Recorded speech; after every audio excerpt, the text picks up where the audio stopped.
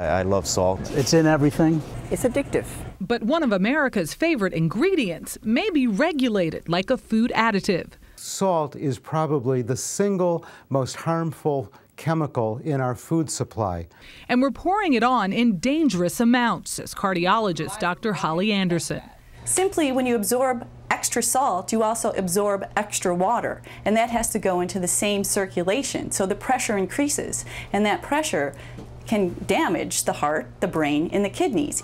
A recent study estimates that up to 150,000 lives could be saved if Americans would just cut out about a teaspoon of salt a day. And then I take some salt. Chef Bobby Flay says a mandatory reduction could be tough to swallow. It's going to be hard for me to hold my hand back in the salt bin when I think that it's going to be important to my customers. The fact is, most sodium in our diets does not come from the salt shaker.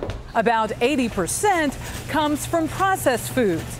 The report suggests we should only consume 1,500 milligrams of sodium a day.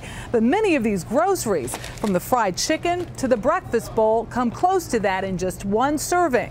And this meatloaf exceeds it at 1,680 milligrams. If we wanted to talk about the positives of our food, we had to reduce the negative.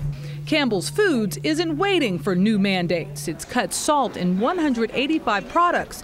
Tomato soup dropped from 710 to 480 milligrams by using sea salt instead of iodized salt.